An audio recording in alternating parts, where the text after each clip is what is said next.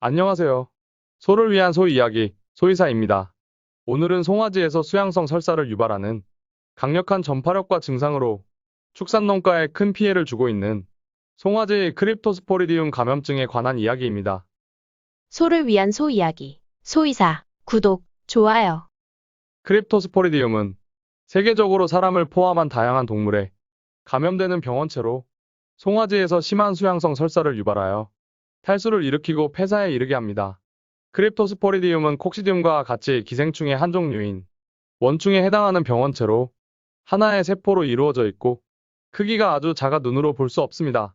질병의 감염은 원충의 충난을 송아지가 섭취하면서 시작합니다.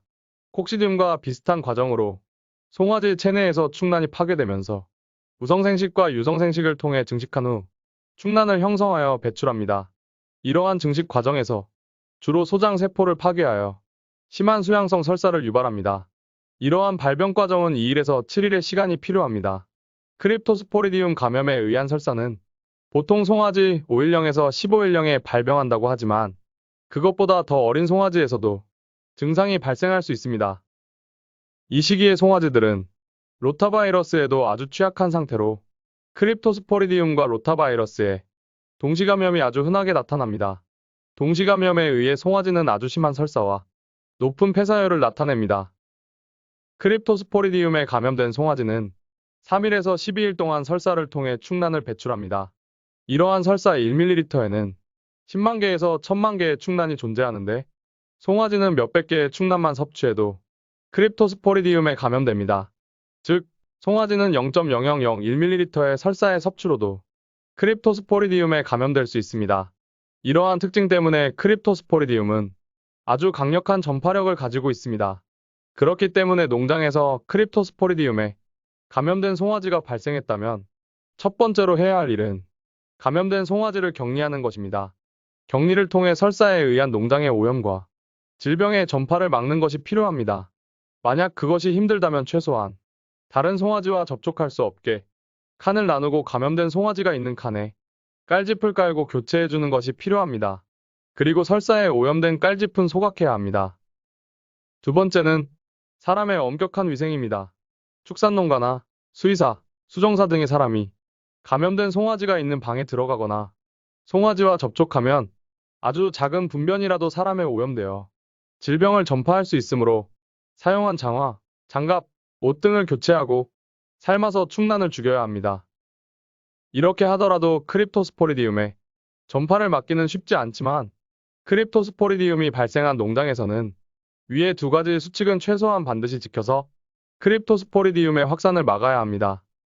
소를 위한 소 이야기. 소이사, 구독, 좋아요. 크립토스포리디움의 진단은 간단합니다. 분변 키트를 통해 확인할 수 있는데 보통 송아지 설사병 5종 키트를 많이 사용합니다. 지자체에서 설사병 키트를 무료로 충분히 공급하는 지역에서는 송아지 수양성 설사마다 키트를 확인해봐도 무관하지만 제한된 수의 키트를 가지고 있다면 모든 송아지 수양성 설사를 키트에 찍어 확인할 필요는 없습니다. 키트의 가격 때문에 경제성이 떨어지므로 수양성 설사가 심한 송아지 몇 마리에서 크립토스포리디움 양성이 나왔다면 농장이 크립토스포리디움에 감염됐다고 판단하고 송아지 치료를 이어가면 됩니다.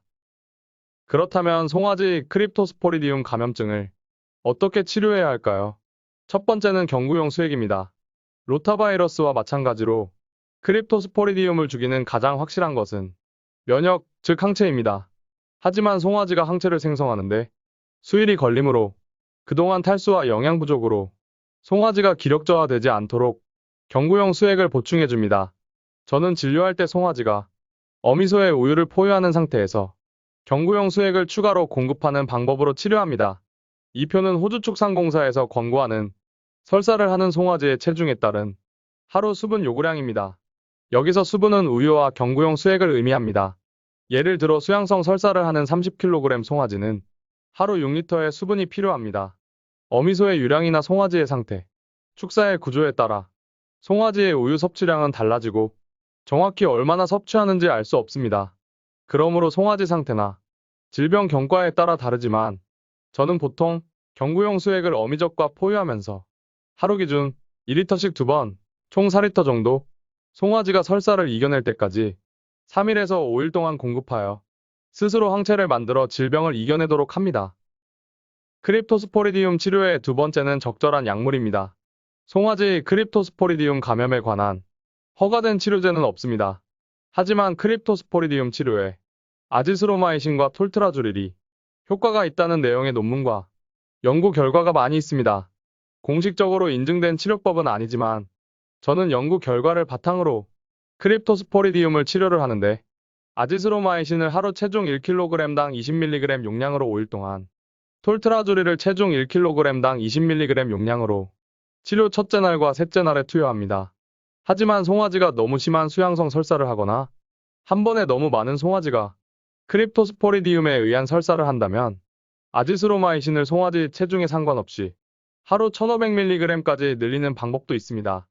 이 치료법은 750mg씩 오전 오후로 투여하시는 것이 좋습니다. 가끔 농장 진료를 하다 보면 사람 크립토스포리디움증에서 허가된 치료제인 니타족사나이드를 치료에 사용하는 축산농가분들이 있습니다. 송아지에서도 효과가 있다는 연구 결과가 있지만 송아지에서는 허가받은 사항이 없고 정식으로 약을 수급할 방법이 없기 때문에 저는 추천드리지 않습니다. 소를 위한 소 이야기. 소의사, 구독, 좋아요. 크립토스포리디움의 충난이 농장에 확산되면 전파력이 너무 강하고 일반적인 소독약으로는 죽일 수 없기 때문에 축산농가에 지속적으로 막대한 피해를 줍니다. 크립토스포리디움 피해가 너무 커서 축사 분변을 다 치우고 축사 전체를 화염멸균한 축산농가분도 있었습니다.